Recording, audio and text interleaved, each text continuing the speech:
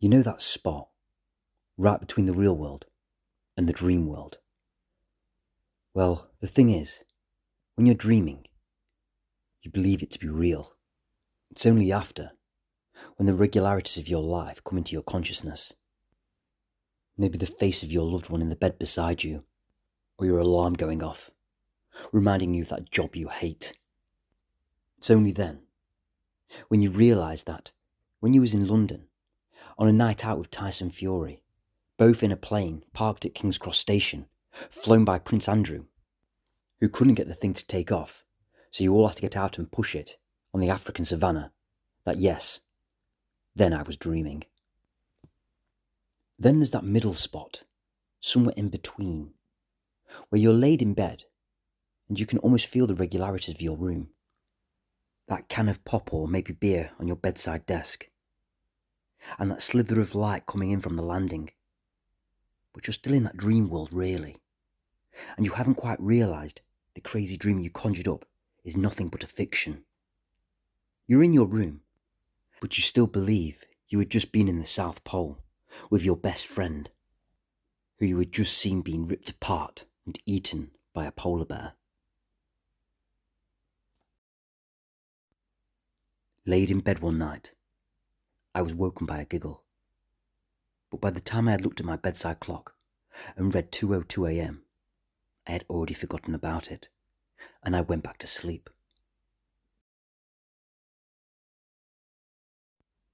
I looked at my clock. I'd been woken again. 2:02. I could feel the cool air from the open window right beside my bed. The air had a fresh feel about it, the kind where you knew it had been raining. You could almost taste the dampness. I briefly looked towards the window.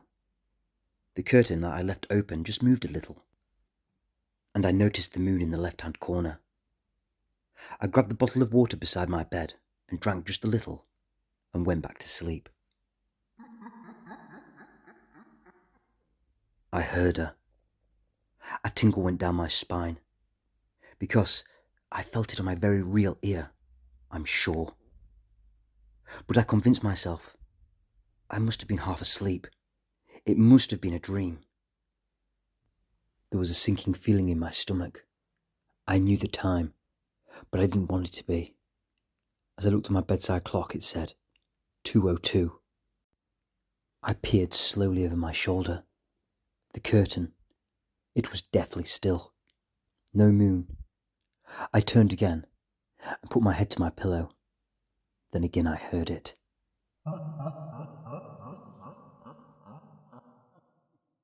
I sat up bolt right in bed. No way, I said. It had come from the window.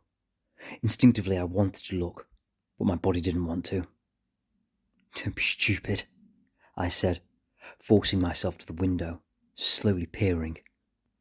There in the night was my garden, a perfect square of nearly all grass, under the stars. It was barely visible. Nothing except my chair on the small decking to the left, and at the back of the garden to the right, my shed. I got back into bed and told myself that didn't happen. Something had woken me, a noise of some kind, but my awake mind had missed it. 2:02 on the bedside clock, and that almost annoyed me. I flicked back the sheet and felt the cool air of the window on my entire body. A little agitated, constantly being woken at this time. What was going on? My mind drifted towards the curtain, gently moving in the corner of my eye. I went up to the windowsill and I looked out, down into the night. I saw it immediately and I jumped back, and in a panic I fell off my bed. I did not see that. How? Impossible. With the pit of my stomach filling with fear, I had to look again. To just put my head back down on the pillow and pretend it didn't, then that was impossible. I crept to the curtain and I looked out again. This time I saw nothing. Slowly, with wide eyes open, I crawled back into bed and put the duvet over me. The clock turned to 2:04. I had seen a girl's face in the shed window. I was waiting when the clock turned 2:02, kneeling on my bed. I had heard nothing, and I began to believe that the previous nights, perhaps I had just been dreaming. I slowly peered across to the curtain, down into the garden, then to the shed window. Nothing but blackness was there. The night was still. As I stared at that black window, I noticed my heart rate was coming down. I didn't realise how nervous I was till then. Then something was turning in that black window slowly. I then realised I was watching a head move around. The blackness had not been the night. It had been the black hair of this girl with a pale face coming into vision and smiling. I jumped back, standing in the darkness of my room, watching the curtain flutter. And that's when I heard.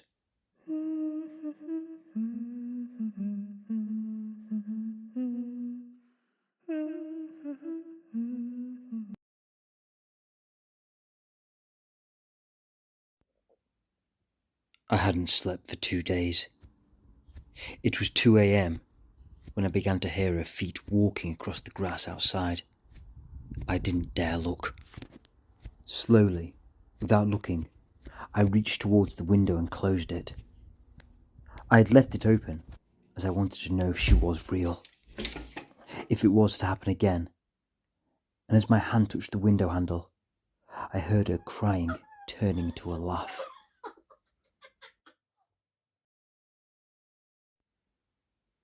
It was 2:02. The window and curtains were both closed, and I laid in bed. I had double-checked all the windows and doors were locked.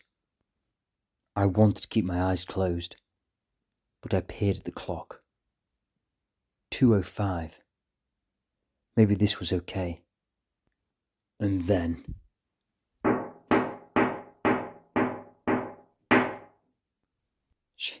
She can't be. How?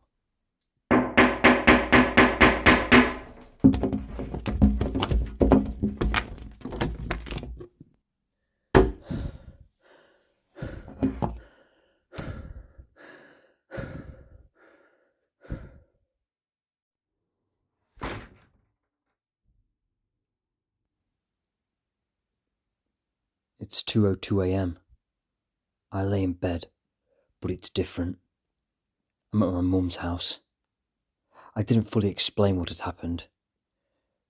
I told her just what I needed, that I just needed to sleep at hers, and she mentioned how skinny I'd got and how bloodshot my eyes were. She kept asking me what was the matter. I nearly cried when she asked.